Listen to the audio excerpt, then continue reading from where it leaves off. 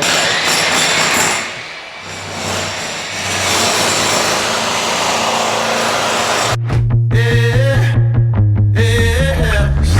Stay here. Be all sorted.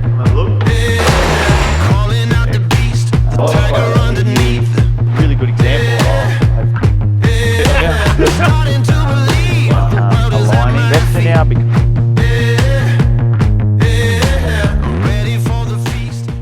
Hectic. So all of this wasn't actually in the plan from the start. So had the flooring guys come in. So the original plan was flooring was going to go on top of tiles and then flow throughout. Kitchen could just come on top.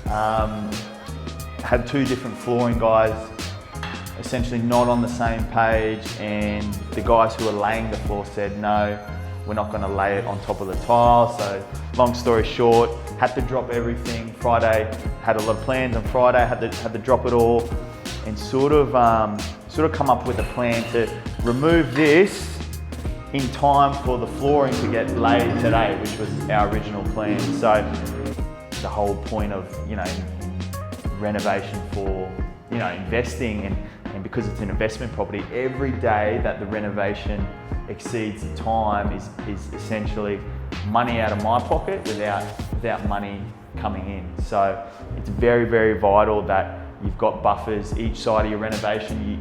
You put that into your calculations and you work out, some risk strategies. Really, really lucky. We had a really good support network and a team, and I think that's a huge part of any sort of renovation. If you're heading into a reno, make sure you got a really good team around you from the very start. A good list of tradespeople. Your property manager should have a good team, and you need people who if things do go to plan, you can give them a quick call and they'll come straight in. So I was really, really fortunate. I had a Sparky who could disconnect the oven straight away, which helped. I worked on getting some guys to get those tiles up to come in today, which was awesome. They were going to come on the weekend, but they couldn't, which is okay. They came in today, first thing today.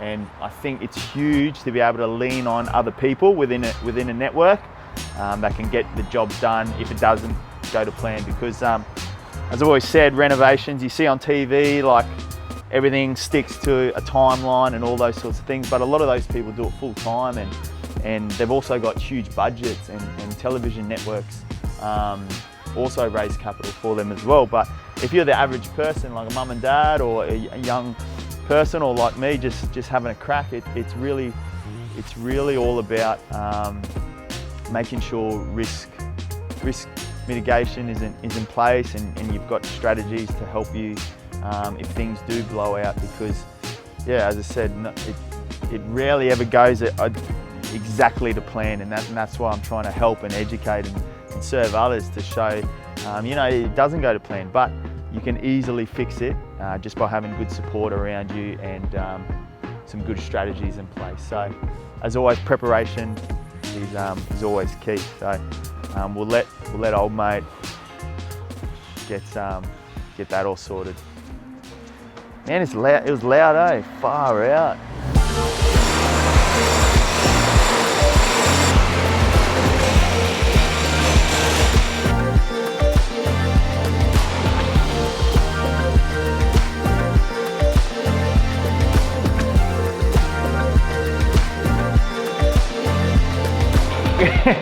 There's your head anyway. Yeah, sweet man. I think it's just a chip. Far out. Get the close up. Can we get a close up of it? Like super. Far out. That's solid. Like people try to do renovations themselves. It's a savage game. Like it's risky stuff, and not just make harm to the property. They can also hurt themselves as well. So just always something to think about. Taking on jobs yourself. Sweet, bro. Right, 100%. It's weird seeing planes in the sky, like, you know what I mean? No, just lately. Thought thought it'd be a good time to sort of just talk a little bit on mindset, and it's one of those things. Property investment is so much, like anything in life, it's so much to do with upstairs and what's happening up here. With like getting the floors torn up now, like as I said, that wasn't part of the plan. And at the end of the day, I've got to assess the situation and just sort of think like at the end of the day, yeah, can I blame other people? 100% I could. You know, people weren't on the same page, and I thought it was communicated this way and stuff like that. But at the end of the day, I'm the one project managing the renovation. I'm the one who is accountable. I'm the one calling the shots, and I think it's a big part of life. When things don't go to plan, sometimes we look to others to blame and stuff like that. But at the end of the day, you've got to put your hand up and say, I'm accountable. I'm the reason that didn't go to plan. And probably the biggest thing is how can we learn from that? Like,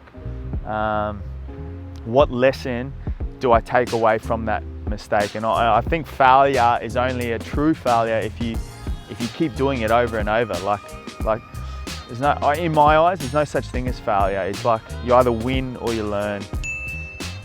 You either win or you learn. I like that one. Like I've learned, like I understand now, like I'm gonna have to communicate with both flooring guys, and I'm gonna have to communicate better with the people around me.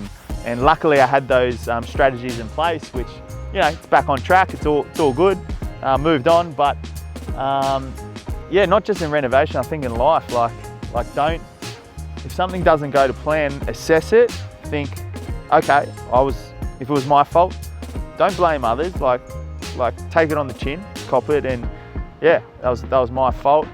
We work through it, we all work together, and we move on. So I've learned from the situation, and really out of that, I've become a better investor now, become a better renovator with project management, all those sorts of things. I'm actually on a better level now due to the mistake that just happened. So I think that's a really cool takeaway just in terms of life. Like if something doesn't go to plan, like you had something mapped out or something like that, it's like, yeah, cop it on the chin. I think we're so eager to blame others when things don't go to plan sometimes, where sometimes we just got to put our ego away and just realise, okay, that's my bad, I'll cop it.